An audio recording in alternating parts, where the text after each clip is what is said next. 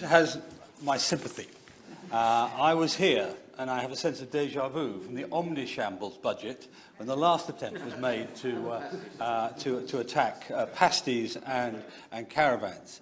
At that time, I spoke to his predecessor in his post, and I said, you will lose taxes as a result of this, the impact on jobs, the impact on trade, and so on. And he said, well, we don't do calculations that way in the Treasury, to which my response was, you ought to. This is a policy masquerading as a green policy. It's destroying jobs in my constituency in Halton Price already. It's hurting the poorest in our society from their natural holidays of travelling around the country.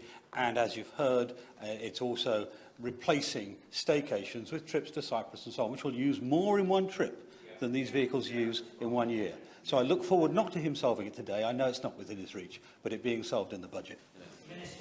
Well, I thank my right honourable friend for his remarks. Clearly, yes, everyone who bears the scars of taking him on and his colleagues in the context of the 2012 budget changes will well remember that. I think the government is certainly resolute that it is sensible to have a system in place which discriminates on the basis of emissions. Clearly, how we calibrate that and the way in which we operate the system is something which we keep under constant review, and it is worth, in that context, pointing out that the current VED system applies to all light passenger vehicles, not just to motorhomes, with a recorded CO2 figure registered as with effect from the 1st of April 2017.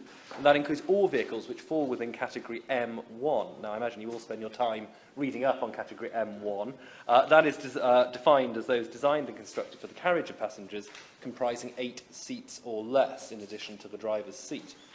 In addition, regulations relating to the worldwide harmonised light vehicle test procedure include a requirement for any multi-stage build vehicle, including motorhomes, to record their CO2 emissions and fuel consumption on their type approval certificate.